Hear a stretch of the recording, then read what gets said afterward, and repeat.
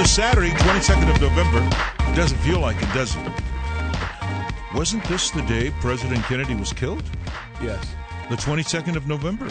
Very tragically, yes, sir. Somebody dig up the year, because, I should have remembered that, and I did not. 1963. 63. Isn't that something? How many years is that? 23, 37 years? Also the same. Young lady, introduce yourself to the audience so that they all know who this voice is. Hello, my name is Liz Waite. I am a student over at Long Beach City College. I am double majoring in neurobiology and media studies. Wow. And I am the public relations director for my college radio station. That means she's going to be a brainy talker. She's great. I just wanted to point out that interesting little bit of trivia. Aldo Huxley, and author of Brave New World and all those really interesting sci-fi novels, and C.S. Lewis also died on the same day. Isn't that something? Interesting. You see, only here could you learn that. I just got educated. Is it Johnny Wendell? He's also one of those brain barons behind the mic. I'll tell you, he's amazing. Brain baron. Thank you. It's good to have you.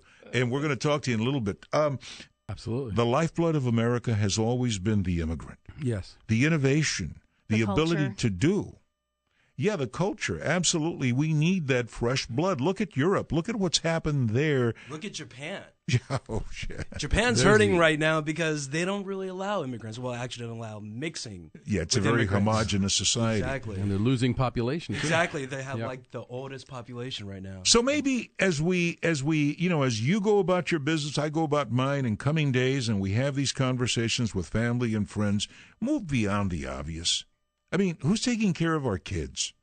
Who's cooking our meals? Who's picking our crops? I mean, come on. I mean, let's just accept the fact that we have millions of people here from other parts of the world, most of them from Latin America, who are here, and yet it's like they're not. I'd rather put everybody on the radar, and then we can all be accountable together to America. How about that? I mean, if anybody's complaining about immigrants, maybe we should, stop funding their drug wars. I don't know.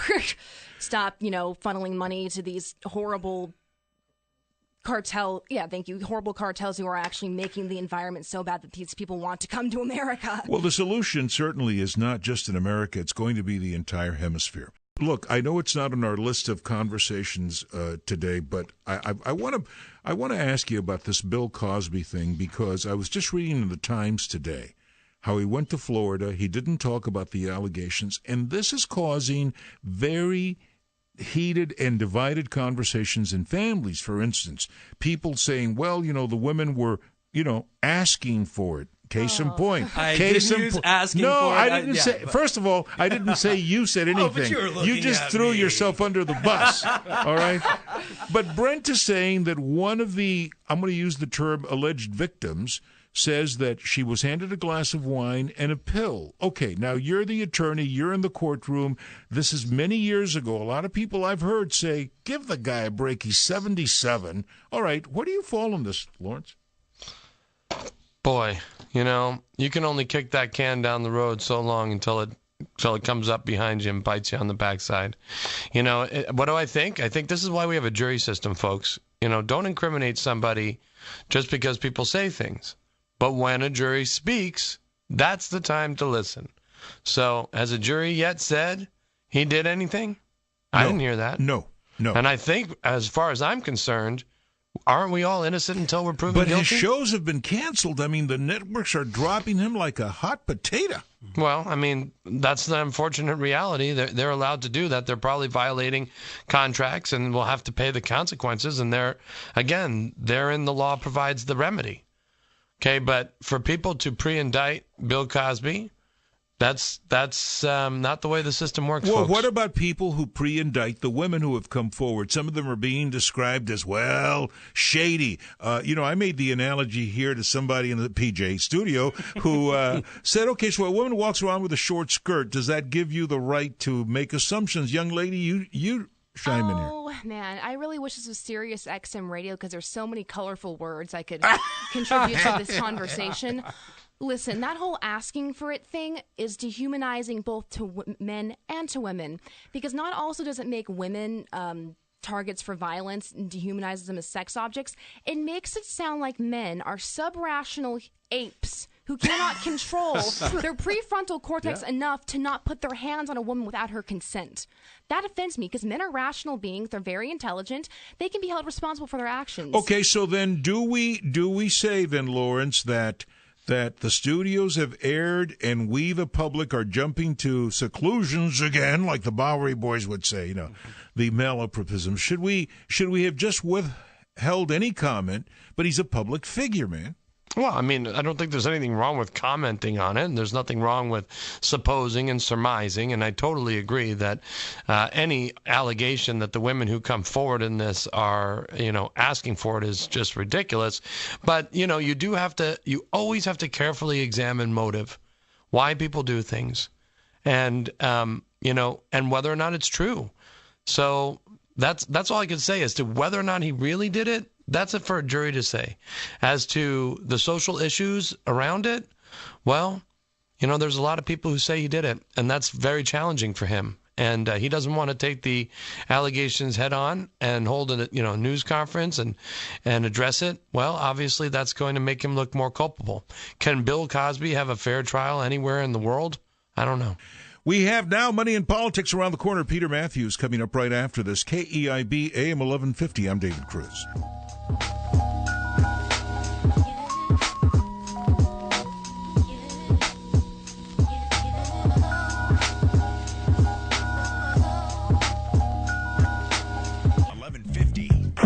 Listen to this disc jockey's introduction to Mantovani's Lazy Garden.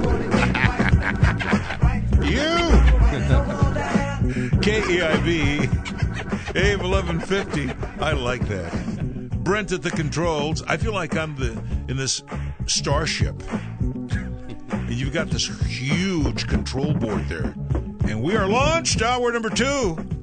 We do this every Saturday, 12 to 2. It is live from Burbank. And if you're streaming us on iHeart, you can always reach me. Why don't you join us on Facebook? You can be my friend. And then you can also follow us on Twitter at David Cruz Radio, where you can always reach me. And I'll tell you, this segment we're about to do, Money in Politics, this week with our political guru, because he really is, Professor Peter Mathews. I'm going to start calling you Pete Mathews. Yeah. That's what they call me in high school in Really? Texas. Oh, yeah, I haven't forgotten that. Go right ahead. Professor Pete. Okay, Money in Politics is your game. I just got in my hands here. And by the way, can we let Vanessa put it on the website as well? Sure, absolutely. Okay. You need to go down to patriot.la, the David Cruz Show, and we're going to put this content that Peter's about to talk about, because if you want to see the facts to back this up, he's got them. This is a report, Picking Up the Tab 2014. Who's paying for some of the tax havens in California? Peter, how much are we losing as a state? We are losing $21.6 billion a year because of corporate loopholes, and out of that, a big part of that is the tax havens offshore. Yeah, well, now I'm seeing one offshore tax haven number of $30.2 billion. So, I mean, whether it's 26 or 30 billion, I mean, after a while, it does add up, doesn't it? Yeah, it sure does. In fact, this particular loophole, David, costs the average Californian $1,700 more out of our own pocket. So when they don't pay their taxes because of that loophole, you and I individually pay almost $2,000 each extra in taxes. And a small business pays over $4,000, almost $5,000 extra to make up for the big business paying nothing on that one loophole alone. Now, Peter, we talk about a democracy and we talk about how people have a voice. How is it then that were we missing in action when these votes were being taken? Were we not in the room? Were we not invited? Or all of the above? All of the above. We were not invited because we, the people, did not donate huge amounts of money to these politicians when they were writing the tax law. And the loopholes got inserted by lobbyists that these groups paid to represent them with the politician. It's just scandalous. It's more than that, David. It's outrageous. It's causing the rich to get richer, the poor to get poorer, and students, like our friend over here, Liz, and others, having a very difficult time making it through college and university. We got to bring that money in so we can have college affordable to everyone. Other things too. As we know this week, the UC tuition yes. was voted to go up 5%. for the next 5 years. I read one stat that says it may even be a total of 28%. But by and large, everyone agrees it's going to be somewhere in the 25-28%. Yes, correct. In five years, it'll be 28% altogether. So let's come back to these havens. Can we change it? Now, again, how were they created, and can we change them? They were created in the tax writing committees of Congress and the state legislature by those on the committee, those members of the legislature on the committee. And we can change it by getting those guys to rewrite the bill and to close the loophole, and then that'll bring the money coming in, the Treasury, the public Treasury, which can be used then for education, for job creation, for research and development, a lot of things that the society needs. Okay, the but these economy companies are saying if you tax us, we won't be able to do the kind of exploration, we won't be able to do the kinds of things that this state needs. David, that is the biggest BS I've ever heard, because they can still do the exploration with the billions they're making in profit. And more than that, there'll be educated workforce for them to hire here in California to create a middle class. Now, if they don't care about the middle class, then they can say whatever they want and get away with it. But we, the people, can't let them do this anymore, because it's really dismantling not only our higher education system, but our new technology and new development of export product jobs, David. And these companies don't have any allegiance to anyone but themselves. That's why the tax havens they have are in Ireland, the Cayman Islands. Apple stashed many billions of dollars. They've avoided paying $15 billion by stashing more than that in the Ireland and the Cayman Islands havens like that. And then where's that money going? That $15 billion could come right here, part of it in California, to educate our children and do other things. Well, if 70% of the corporations are doing it in America, isn't this then the way of American business? Isn't that part of what they would say would be being a smart business? They certainly would say that. I mean, it's legal. It's not illegal. It is legal. That's a very important point to make. And it's legal because members of Congress and the state legislators actually made it legal. And that's where we got to take the power back by getting involved. The American people have to wake up to this. And by the way, not too many people even know about these loopholes. That's why I'm glad you're putting up on our website, David. People in the public have to know that there's actual dollars involved here. And when a certain person in California, like you or me, know that we're paying an extra almost $2,000 because Apple and Chevron didn't pay any taxes and got subsidies through the loopholes, then we'll say, wait a minute, why is our money going to them Peter, and not to schools? One of the things that has always puzzled me, and I've talked about it over the years, and it doesn't make much of a change. Maybe you can help me. We are an energy island here in California.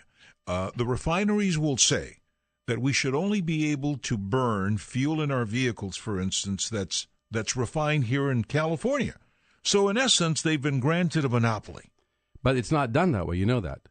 The oil produced in California is sold on the world market with the Venezuelan oil. But I was talking about oil. the gasoline that we burn in our vehicles has to be refined in California. It cannot come in from out of state. Well, it's true that we have certain refining standards. It has to meet better environmental standards. But the gasoline we burn in our car comes from all over the world. It can be refined here, but it comes in from all over the world in terms of crude oil. Yeah, I get that. I get that. But when we look at a market the size of California, it's huge. The biggest market in the country. That's right. And you have these kinds of artificial barriers that eliminate competition. Isn't it the consumer who's being hurt? Because, I mean, really, there may be refineries in other parts of America that can cost effectively meet the standards and supply us the product. And I think that should be allowed. It's the same thing as going on with eggs, for instance. We can only consume eggs that are being processed or dropped here in California. Okay, you got a good point. But the main point here is that Montana and Oregon have actually closed the loophole we're talking about. Okay. And California doesn't want to close the loophole because there are people in the Congress, in our state legislature, bought by the lobbyists, the oil companies. So if Montana and Oregon could do it and bring in millions of dollars extra for their education and other programs, we can do it here. They've set the way. Good way to bring you back on track. Peter, listen, this study, we're going to put a link on our website. Go to patriot.la, the David Cruz Show page, and you're going to find it there. Take some time. Just look it over, guys, because this stuff has the facts to back it up. You've got the data there. Don't say you didn't get it. All right, we're going to continue. When we come back, why is it that housing in California is getting tough for the middle class? And also, what Peter talked about, the public higher education system being dismantled. We have some new information on that as well. KEIB AM 11.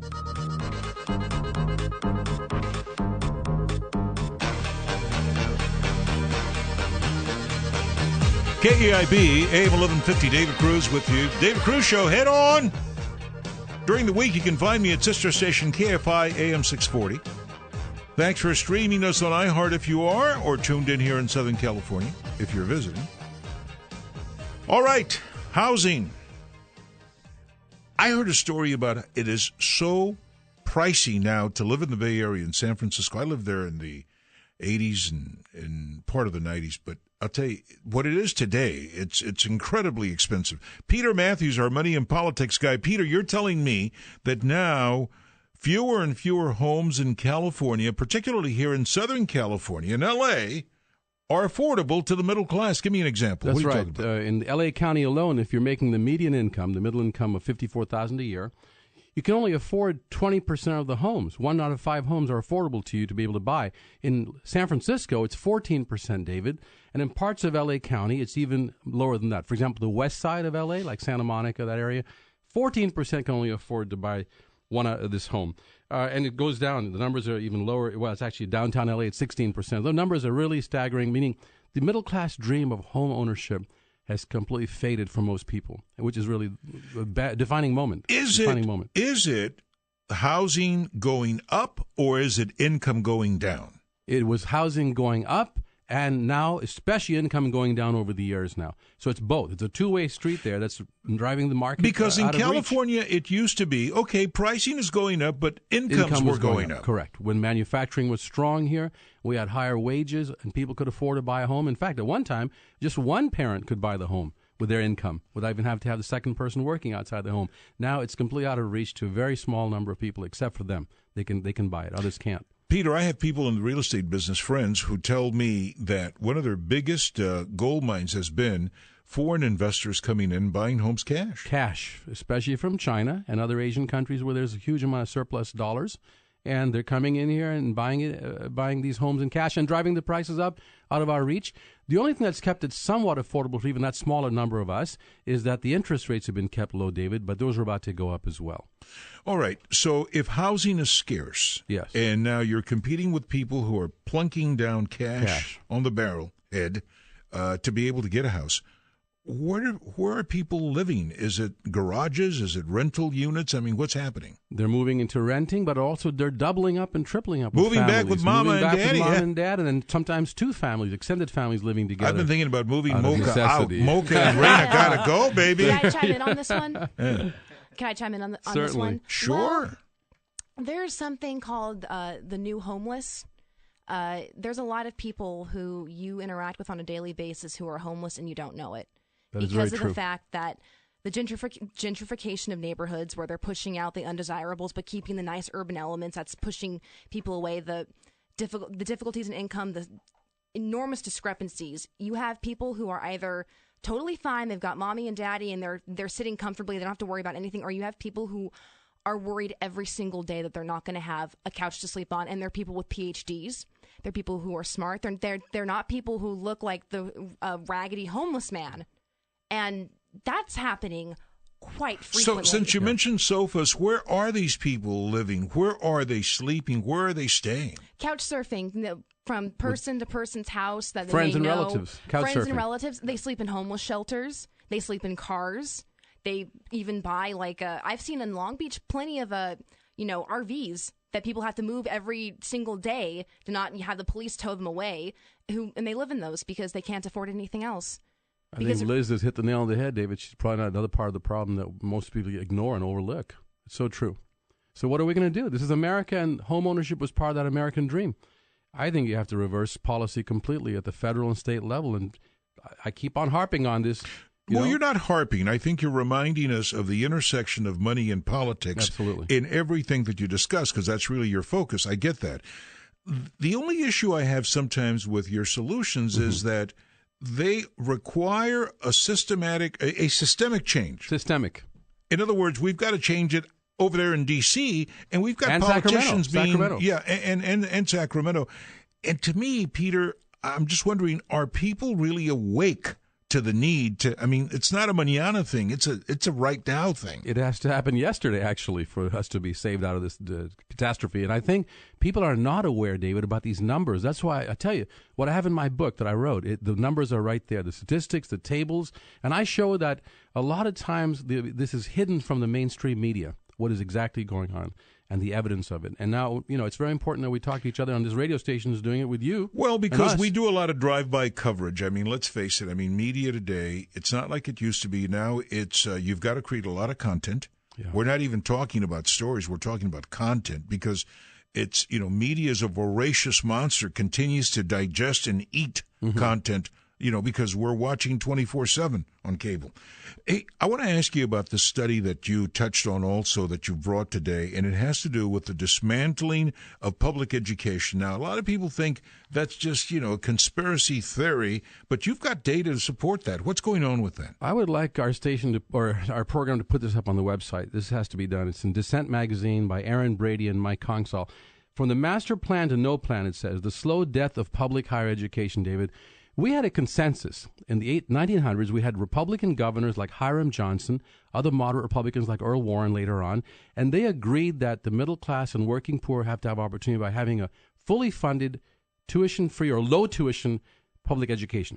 In 1960, Democrats like Pat Brown and Clark Kerr, the UC Berkeley president, came together and finished the job that these other guys had started. It was a bipartisan agreement in 1960 that the state would pay for the overwhelming amount of cost of educating California students from community colleges to state university and UCs. So the idea was that if we're going to fuel the future of California, it has to be an educated population. It has to be. What happened then? And what happened was we had a great plan that was working for 20 years. And what happened was some of the extreme right-wingers got in there and said, this is not right. We don't have to want to pay all these kinds of taxes to make this work. And the person who was politically very influential was Governor Ronald Reagan, who came in that year, 1968, 1969, he started going after the UC. In fact, he even had a cultural thing about them. He said that was a den of he referred to Berkeley as words? like an orgy den. I can't wait till I transfer there. he said Berkeley is the den of orgies and socialists and rich kids going out and protesting and not going to class. I'm going to take and make these people responsible. He started cutting back on the funding. He got the legislature to pass a bill that says there'll be no limits on fees. And once that happened, the fees kept going up and up and up. And finally, it looked like a tuition. And now they're talking about going up to where it's out of reach for a lot of people. But Peter, let's just not rewrite history from one perspective. Let's be clear. Mm-hmm. Administrators within the educational system have also allowed this to happen because they start drinking the Kool-Aid. Their salaries continue to go up. Mm-hmm. I mean, you got a very good point. That's you've really got chancellors now making $500,000. Yeah, one got a 20% pay raise as tuitions are going up on kids, and I'm asking myself, what was the last time anyone around here saw a 20% increase? And you know what the UC chancellors, what is the president, Napolitano, is making? Over $500,000 a year. She has a mansion. So you're right, David. The administrators have been drinking the Kool-Aid, like you said. They've been going along with this because they're getting a fat paycheck, and the instructors and teachers and students are suffering. Well, the adjunct professors in California, they are mistreated horribly, and they work 2 or 3 jobs. Some of them are working night jobs at retail stores with, as you pointed out, Liz, with PhDs. It's shameful what's going on in California. By the way, Vanessa Herron, our executive producer, has already put up the study. It's called From Master Plan to No Plan, The Slow Death of Public Higher Education. Go there and look it over, guys, because the stuff you're going to see, it is really a historical narrative that'll plot very clearly for you what's been going on in California. Peter, I've got a couple of minutes, and so I want to ask you this. Can we turn this around? I always ask you the same thing because people hear this and then they want to tune over to something else and say, I don't want to think about that kind of stuff because I can't change it. No, we can turn this around. And there are groups that are active and people need to join them or form their own. The voters have to get informed with this and let their legislators know immediately, the state assembly members and state senator and Governor Brown himself, that education has to be funded once again because that's the engine that drives the middle class. They have to really pick up the phones and make phone calls, David. They have to. But this week we saw the reality is that the regents voted for the UC tuition increase, and I believe they were used as pawns, the students anyway. Yeah. Will this open the coffers of the general budget in California? Well, that's what the pressure is being put on, that if you want the tuitions to go back down again, the state has to provide the money. That's what other administrators said. And there's some truth to it, because don't forget, the UC budget this year was $2.6 billion. It was cut back by several $100 million from just 5 years ago. Money in politics. Our political guru here, the man who knows the game there, because it does intersect. the book that I want people to always go out. It's really more of a working manual. What is it? Dollar Democracy, with liberty and justice for some. How to win the American dream back for all. And by the way, go to our website, patriot.la, the David Cruz Show page, and you're going to find Peter's website there so that you can link to it and get the book. It's also at Amazon and every other bookstore in America. All right, guys, we continue. When we come back, we're going to talk about something that's really interesting with one of our guest interviewees.